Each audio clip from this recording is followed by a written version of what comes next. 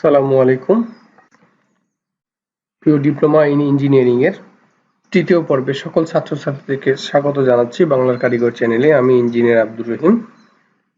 প্রিয় শিক্ষার্থী, আমরা ম্যাথমেটিক্স 3 এর প্রথম চ্যাপ্টার। তো আজকে আমরা ত্রিভুজের ক্ষেত্রফল সমূহ এবং প্রথম নিয়ম নিয়ে আলোচনা করব।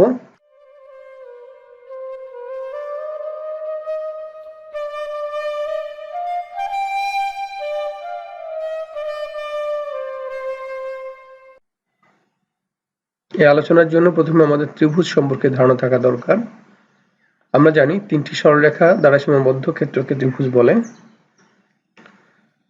ত্রিভুজের যে কোনো বাহুকে ভূমি ধরলে এর বিপরীত শীর্ষ হতে ওই বাহুর উপর অঙ্কিত লম্বকে তার উচ্চতা বলে। ত্রিভুজের যে কোনো বাহুর মধ্যবিন্দু ও এর বিপরীত শীর্ষবিন্দু সংযোগ সরলরেখাকে মধ্যমা বলে। যেমন আমরা এটা মধ্যমা, যে উচ্চতাটা দেখতে পাচ্ছি এটা কিন্তু আসলে মধ্যমা হিসেবে কাজ করে। তো বাকি যে ত্রিভুজ কোণগুলো রয়েছে, যেমন এই বাহুর বিপরীত শীর্ষবিন্দু এখান থেকে আমরা এখানে যে এই বাহুর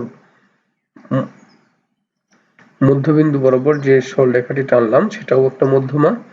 আবার এই বাহুর বিপরীত শীর্ষবিন্দু হতে এর উপর যে লম্ব টানা হয় সেটাও মধ্যমা।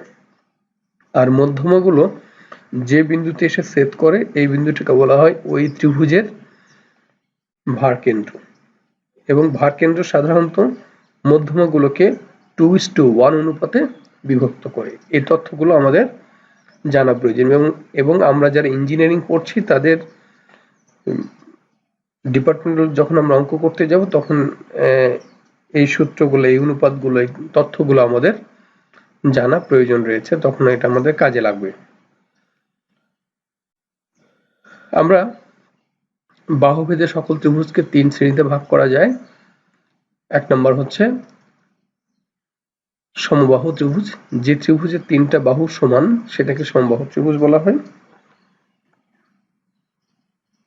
যে ত্রিভুজের 2টা বাহু পরস্পর সমান হয় সেটাকে সমদ্বিবাহু ত্রিভুজ বলা হয়। এবং যে ত্রিভুজের 3টি বাহুর কোনোটি সমান নয় তাকে বিষমবাহু ত্রিভুজ বলা হয়।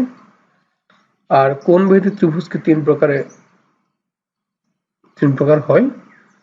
যেমন যে ত্রিভুজের সবগুলো কোণই সূক্ষ্মকোণ তাকে বলা হয়, মানে এক সমকোণের চাইতে ছোট, সেটাকে বলা হয় সূক্ষ্মকোণী ত্রিভুজ।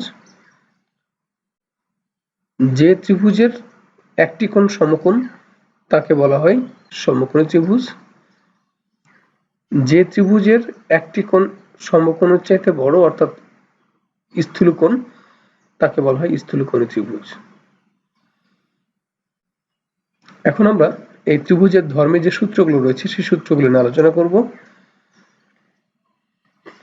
আমরা জানি পিথাগোরাস খ্রিস্টের জন্মের 600 বছর পূর্বে এই সূত্রটি আমাদেরকে দিয়ে গেছেন যে একটা সমকোণী ত্রিভুজের অতিভুজ স্কয়ার সমান হচ্ছে লম্ব স্কয়ার যোগ ভূমি স্কয়ার। এই সূত্রটা আমাদের প্রতিটা ক্ষেত্রে প্রয়োজন, এটা আমাদের অবশ্যই মনে রাখতে হবে। আমি জানি যে এটা তোমাদের মনে আছে বা তোমরা এটা পারো। আমরা জানি এটা হচ্ছে ত্রিভুজের সাধারণ সূত্র বা আদর্শ সূত্র। বলা হয় কি যে ত্রিভুজের ক্ষেত্রফল হচ্ছে হাফ ইন্টু ভূমি গুণন উচ্চতা, হাফ ইন্টু ভূমি গুণন উচ্চতা। তো আমরা সমকোণী ত্রিভুজের ক্ষেত্রে দেখি যে এখানে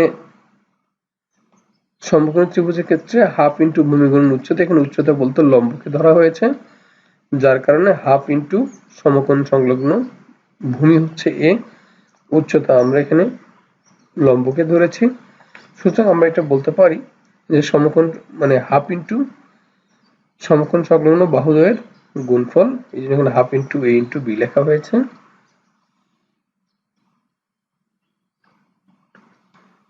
এবার বিভিন্ন ত্রিভুজের ক্ষেত্রফল আমরা সমবাহু ত্রিভুজের ক্ষেত্রে যদি আমরা দেখি, তাহলে সমবাহু ত্রিভুজের ক্ষেত্রে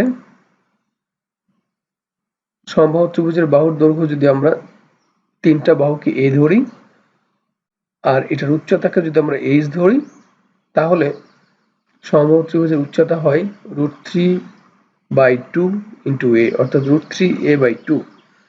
আমরা যদি এটাকে নির্ণয় করতে চাই আমরা পিথাগোরাসের সূত্র ইউজ করতে পারি। এখানে এটা হচ্ছে লম্ব এখানকার যে এই লম্বটা হচ্ছে আমার উচ্চতা, তাহলে h সমান সমান রুট ওভার মানে অতিভুজ স্কয়ার বিয়োগ ভূমি স্কয়ার। অতিভুজ কত a, এখানে ভূমি কত, এখানে এটা কিন্তু a বাই 2, যেহেতু এটা পুরোটাই হচ্ছে a, তাহলে এটুকু হচ্ছে a, এটা হচ্ছে a এর অর্ধেক, সুতরাং a বাই 2 লিখতে পারি। তো আমরা উচ্চতার ক্ষেত্রে আমরা জানি যে অতিভুজ স্কয়ার কত, a স্কয়ার বিয়োগ a বাই 2 স্কয়ার। এখন আমরা যদি এটাকে a স্কয়ার বিয়োগ a বাই 2 হোল স্কয়ার, তার মানে হচ্ছে a স্কয়ার বাই 4। এখন এটাকে যদি লসাগু করি কি হবে, লসাগু করলে যেটা হচ্ছে সেটা হচ্ছে 4 থাকবে এখানে, এবার এর নিচে কিছু নেই মানে 1 আছে, 1 এবং 4 লসাগু করলে 4 হবে, এবার 1 দিয়ে 4 কে ভাগ করলে 4 পাবো, 4 দিয়ে a স্কয়ার কে গুণ করলে হবে 4a স্কয়ার বিয়োগ 4 দিয়ে যদি 4 কে ভাগ করি আমরা পাবো 1, 1 দিয়ে যদি a স্কয়ার কে গুণ করি পাবো a স্কয়ার। এখন প্রিয় শিক্ষার্থী দেখো, যদি 4a স্কয়ার থেকে একটা a স্কয়ার বাদ দিয়ে হবে 3a স্কয়ার বাই 4। তাহলে এখন এই রুট কিন্তু a স্কয়ারের উপরে আছে, 4 এর উপরেও আছে, a স্কয়ারের উপরে আছে, 4 এর উপরে আছে, 3 এর উপরেও আছে। তাহলে 3 এর উপর তো রুট করলে 3 এর উপর রুট থাকবে a স্কয়ার, আর রুটে কাটা গিয়ে থাকবে a, আর 4 কে যদি রুট করি হয়ে যাবে 2, সুতরাং লিখতে পারি a রুট 3 বাই 2, এটা হচ্ছে আমার উচ্চতা, অর্থাৎ এখানে h। তাহলে এই ত্রিভুজের h পেলাম। এখন আমরা জানি ত্রিভুজের ক্ষেত্রফল হচ্ছে হাফ ইন্টু ভূমি, ভূমি হচ্ছে এখানে a, আর উচ্চতা হচ্ছে a root 3 by 2, a root 3 by 2। এখন আমরা যদি এটা গুণ করি, 2 গুণ করলে 4 হবে, আর এখানে রুট 3 a গুণ করলে হবে a স্কয়ার। তাহলে আমরা লিখতে পারি আমরা a স্কয়ার রুট 3 বাই 2 বা root 3 a square by 4, sorry a square মনে রাখার জন্য সহজ হবে a square root 3 by 4। a স্কয়ারটা প্রথমে উচ্চারণ করলে আমাদের জন্য মনে রাখাটা সহজ হয়, a স্কয়ার রুট 3 বাই 4। এটা হচ্ছে আমার সমবাহু ত্রিভুজের ক্ষেত্রফল। এখন দেখি আমরা সমদ্বিবাহু ত্রিভুজ। এখানে সমদ্বিবাহু ত্রিভুজ বলতে এ বি এবং এসি, এ বি এবং এসি এই বাহুটাকে আমরা এবং এই বাহুটাকে সমান বাহু ধরেছি, তাহলে বি বাহুটা হচ্ছে অসমবাহু, এ বাহু বি বাহু হচ্ছে মানে এই দুটো বাহু হচ্ছে সমান, এখানে এইচ হচ্ছে উচ্চতা। একইভাবে আমরা দেখি যে ভূমি গুণন যদি উচ্চতা করতে চাই, তাহলে এখানে দেখো এটা হচ্ছে বি, এই বি সি হচ্ছে আমার বি, আর বি ডি এবং সি হচ্ছে আমার, আমরা আমাদের অঙ্কে এখানে করেছে আমরা বিডি, এটা হচ্ছে কি বি বাই 2, বিডিটা হচ্ছে বি বাই 2। তাহলে আমরা এখান থেকে যদি উচ্চতা নির্ণয় করতে চাই ঠিক আগের মতোই হবে, রুট ওভার a স্কয়ার বিয়োগ হচ্ছে b বাই 2 হোল স্কয়ার,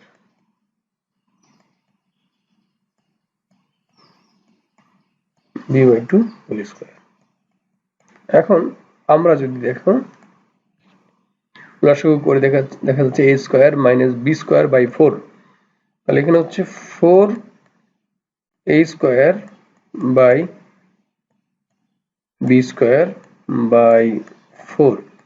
তার মানে হচ্ছে আমি যদি এখন রুট করে ফেলি তাহলে দেখা যাচ্ছে এটা যা ছিল তাই থাকবে, এখান থেকে 2 আসবে। তার মানে হচ্ছে কি আমরা উচ্চতাটাকে আমরা লিখতে পারি এভাবে যে রুট ওভার 4a স্কয়ার বিয়োগ বি স্কয়ার, আর নিচে যেহেতু 4 কে রুট করলে 2 হয়, তাহলে আমরা এটা লিখতে পারি। দেখো আমরা এখানে কিন্তু এটাই লেখা হয়েছে যে a সমান root over 4a square minus b square by 2, তার মানে উচ্চতা পেয়েছি আমরা। এখন যদি ক্ষেত্রফল বের করতে চাই তাহলে হাফ ইন্টু ভূমি গুণন উচ্চতা, ভূমি কত আমাদের b, সুতরাং b ইন্টু উচ্চতা হচ্ছে রুট ওভার 4a স্কয়ার বিয়োগ b স্কয়ার বাই 2। তাহলে এখন দেখো এই b, এখানে b আর 2 2 গুণ করলে হয় 4, তাই তাহলে b by 4 root over 4a square minus b square, এত বর্গ একক। তাহলে আমরা সমদ্বিবাহু ত্রিভুজের ক্ষেত্রফল পেলাম হচ্ছে যে b by 4 root over 4a square minus b square. যদি এটাকে কেউ b ধরো তাহলে এটা এক্ষেত্রে b, আর এখানে b হবে। যদি এটা কেউ c ধরে ফেলো তাহলে এখানে c বা এখানে c স্কয়ার হবে।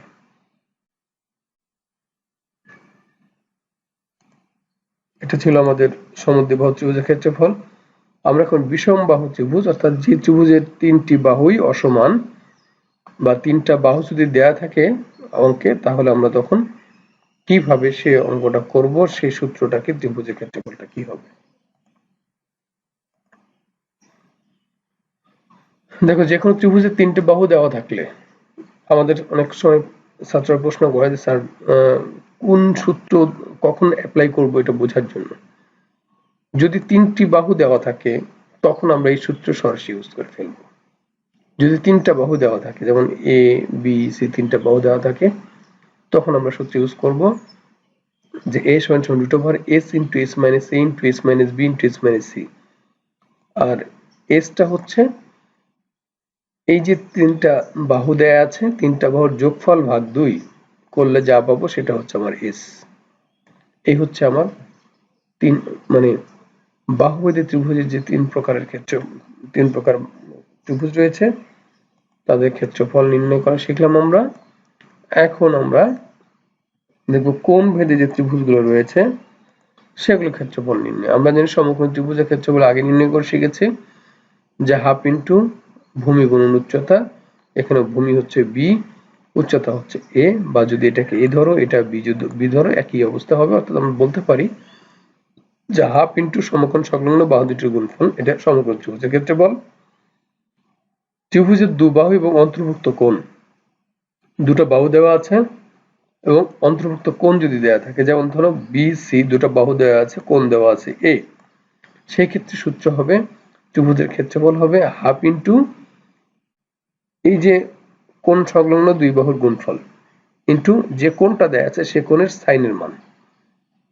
অর্থাৎ আমরা যদি এখানে আমরা এই কোণটাকে ধরেছি, সি কোণটাকে দেখানো হয়েছে, তাহলে হাফ ইন্টু এ হচ্ছে এই যে সি কোণটা, আমরা সাইন সি কোণ, অর্থাৎ এই কোণের ক্ষেত্রে সংলগ্ন দুটো বাহু যেটা রয়েছে এ এবং বি, সেই দুটো বাহুর গুণফল এবং এই কোণের সাইনের মান।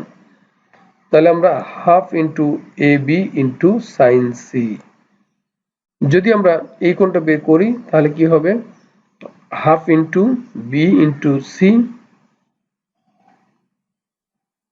B into C into sine A. যদি এই কোণটার মান বের করতে বলে তাহলে half C A into sine B. তো আমরা দুটো বাহু যদি দেয়া থাকে তাহলে সেই ত্রিভুজের ক্ষেত্রফল নির্ণয় করা শিখলাম। দুটো বাহু যদি এবং একটা কোণ দেয়া থাকে তাহলে আমরা এই সূত্রে অ্যাপ্লাই করে সেই অঙ্কটা করব। এখন আসা হচ্ছে ত্রিভুজের তিনটি মধ্যমার দৈর্ঘ্য যদি দেয়া থাকে এবং দৈর্ঘ্য এ বি সি একক হলে এর ক্ষেত্রফল নির্ণয় কর। যদি মধ্যমার দৈর্ঘ্য দেয়া থাকে, একটা হচ্ছে যে আমরা এতক্ষণ দেখলাম যে ত্রিভুজের যদি বাহু দেওয়া থাকে তাহলে, কিন্তু যদি এখন মধ্যমা দেওয়া থাকে তাহলে আমরা এই সূত্র অ্যাপ্লাই করব 4/3 root over s into s minus a into s minus b into s minus c।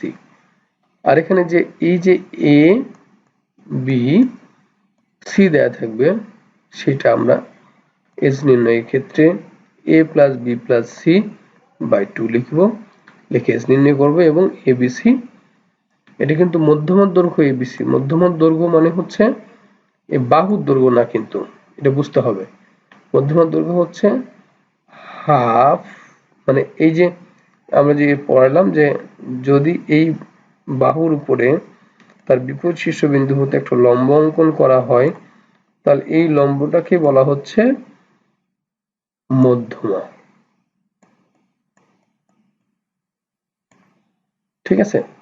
আচ্ছা, এবার ত্রিভুজের তিনটি বাহু এবিসি এবং অন্তর্বৃত্তের ব্যাসার্ধ যদি দেয়া থাকে, তা ত্রিভুজের তিনটা বাহু এবার যদি এবিসি এবং অন্তর্বৃত্ত মানে ভিতরে একটা বৃত্ত দেয়া আছে, সে বৃত্তের ব্যাসার্ধ দেয়া আছে, তাহলে সূত্র হবে হাফ ইন্টু পরিসীমা, অর্থাৎ ওই যে বাহু তিনটা যোগফল ইন্টু ওই অন্তর্বৃত্তের যে ব্যাসার্ধ দেয়া আছে সেটা। আর পরিবৃত্তের ব্যাসার্ধ হচ্ছে যদি দেয়া থাকে, তাহলে ত্রিভুজ বাহু তিনটার গুণফল ভাগ 4 ইন্টু বহির্বৃত্তের ব্যাসার্ধের গুণফল।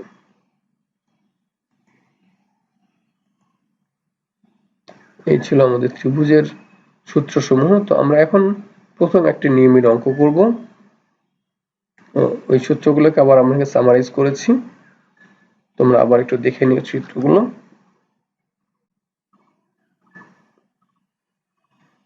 এই সূত্রগুলো আমরা ব্যাখ্যা করলাম, এখন এই সূত্রগুলো আমাদের বইয়ের মধ্যে সুন্দরভাবে গোছানো আছে, একটু দেখে একটু বারবার লেখার মাধ্যমে মনে রাখবো, তাতে আমাদের অঙ্ক করাটা সুবিধা হবে। এখন আমরা দেখব যে এই অধ্যায়ের যে কটা নিয়মে আমরা বিভক্ত করেছি তার প্রথম নিয়মের যে অঙ্ক রয়েছে সেই অঙ্কগুলো নিয়ে আলোচনা করব। এখানে যেমন বলা থাকবে একটি ত্রিভুজের বাহু তিনটি যথাক্রমে তিনটা বাহু দেওয়া থাকবে, এরপর তার ক্ষেত্রফল বের করতে বলবে। তো এখানে বলা হচ্ছে বৃহত্তম বাহুর বিপরীত শীর্ষ হইতে ওই বাহুর উপর অঙ্কিত লম্বের দৈর্ঘ্য নির্ণয় করো।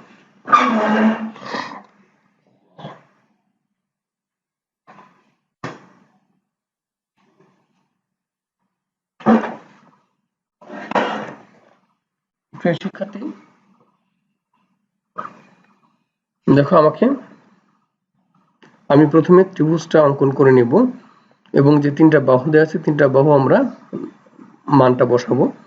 আমরা ধরলাম এটা বি বাহু, এটা সি বাহু, এটা এ বাহু। এবং আমরা যখন ত্রিভুজটা অঙ্কন করবো ভালো করে খেয়াল করবো, যেটাকে বাহু ধরবো তার বিপরীত কোণ কিন্তু সেই কোণটা হবে। অর্থাৎ এটাকে বি বাহু ধরেছি তাহলে বি কোণ হবে এটা, যদি এটাকে এ বাহু ধরি তাহলে এ কোণ হবে এটা, যদি আমরা এটাকে সি বাহু ধরি তাহলে সি কোণ হবে এটা। এটা মনে রাখতে হবে আমাদের। এখন আমাকে বলেছে যে বৃহত্তম বাহুর বিপরীত শীর্ষ হতে ওই বাহুর ওপর অঙ্কিত লম্বের দৈর্ঘ্য নির্ণয় করো। অর্থাৎ এখানে বৃহত্তম বাহু কোনটা? 75 হচ্ছে, একটা 35, 44 এবং 75। তাহলে 75 সবচেয়ে বড়, মানে বৃহত্তমটা হচ্ছে 75। তাহলে এই যে 75 যে দৈর্ঘ্যের যে বাহুটা রয়েছে, এই বাহুর বিপরীত শীর্ষ বিন্দু হতে অঙ্কিত লম্বের দৈর্ঘ্য, তার মানে আমার এটার উচ্চতা নির্ণয় করতে বলছে। তাহলে এটা কিন্তু খুব সহজেই আমরা নির্ণয় করতে পারি, যেহেতু এটা দেয়া আছে, এটা দেয়া আছে। এখন উচ্চতা নির্ণয় করতে গেলে এখান থেকে কিন্তু সরাসরি আমরা বৃহত্তম শীর্ষবিন্দুতে ওই বাহুর উপর অঙ্কিত লম্বের দৈর্ঘ্য নির্ণয় করো। তাহলে আমরা কি করতে পারি, আমরা আগে মানগুলো লিখে ফেলবো এভাবে। এ বি সি ত্রিভুজের ক্ষেত্রফল এ বি সমান সি সমান 40 মিটার, বিসি সমান এ সমান 75 মিটার, এ বি সমান বি সমান এসি সমান বি 35 মিটার আমরা লিখে ফেললাম। এরপর আমরা জানি যে এডিটা হচ্ছে বিসির উপরে লম্ব, আর এই যেহেতু তিনটা বাহু দেয়া আছে, তাহলে আমরা তিনটা বাহুর ক্ষেত্রফল তিনটা বাহু দেওয়া থাকলে এই পুরো ত্রিভুজের ক্ষেত্রফলটা নির্ণয় করতে পারি আমরা।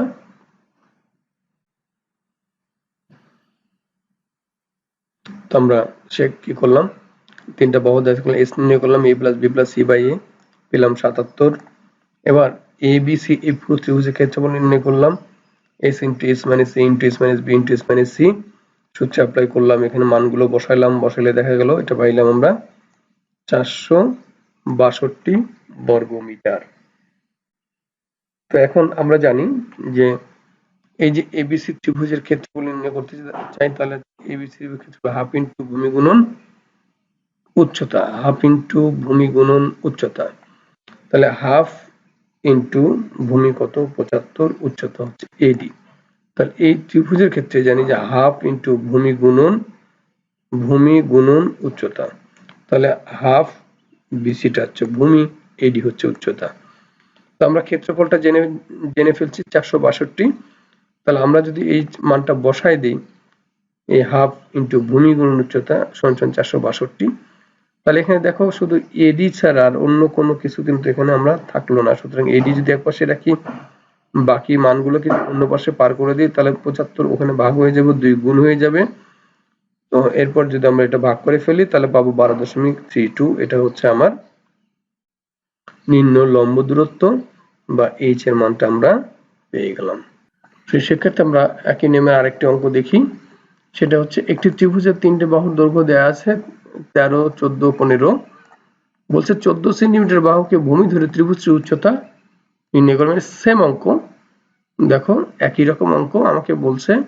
তো আমরা প্রথমে ত্রিভুজটা অঙ্কন করে নিব, তারপর ত্রিভুজের বাহুগুলোর নামকরণ করে নেব, মানটা বসায় নেব, এসটা বের করে নেব। একই রকম ভাবে দেখো আমরা প্রথমে এস বের করে নিলাম, তারপর এবিসি এই পুরো ত্রিভুজের ক্ষেত্রফল নির্ণয় করে নিলাম। এখন ক্ষেত্রফল নির্ণয় করার পর কত পেলাম? 84 বর্গ সেন্টিমিটার পেলাম। এখানে দেখো হাফ ইন্টু ভূমি গুণন উচ্চতা, ত্রিভুজের ক্ষেত্রফল পেয়েছি 84 হাফ, এবং কি বলা হয়েছে? আমাকে বলা হয়েছে 14 সেন্টিমিটার বাহুকে ভূমি ধরে, তাহলে এটাকে আমি 14 সেন্টিমিটার ধরেছি। তাহলে এখন আমার এখানকার ভূমি হচ্ছে 14 আর এডি হচ্ছে আমাদের নির্ণয় করতে হবে। তাহলে হাফ ইন্টু 14 ইন্টু এডি সমান 84। সুতরাং এখান থেকে 84 আমরা এডিকে যদি বাম পাশে রেখে সবগুলো সংখ্যাকে ডান পাশে বার করে দেই, তাহলে হবে 12 সেন্টিমিটার। এটা হচ্ছে আমাদের অ্যান্সার। তো আমাদের একই ধরনের অঙ্ক যেমন রয়েছে, আরেকটি বলছে যে একটি সমবাহু ত্রিভুজের ভিতরস্থ একটি বিন্দু হতে বাহুগুলোর উপর লম্বের দৈর্ঘ্য, ভিতরস্থ একটি বিন্দু হতে বাহুগুলোর উপর লম্বের দৈর্ঘ্য 16, 20, 24 সেন্টিমিটার হলে ত্রিভুজটির ক্ষেত্রফল নির্ণয় করো। প্রিয় শিক্ষার্থী, এখানে আমাদের মনে রাখতে হবে যে ভিতরস্থ একটি বিন্দু হতে লম্বর উপরে দৈর্ঘ্য, আমাকে বলা হয় নাই যে এটা কিন্তু বাহু না, এটা খেয়াল করতে হবে। কি বলছে? যে ভিতরস্থ একটি বিন্দু হতে বাহুগুলোর উপর লম্ব, তার মানে এই যে ভিতরস্থ একটা বিন্দু ধরলাম আমরা ও,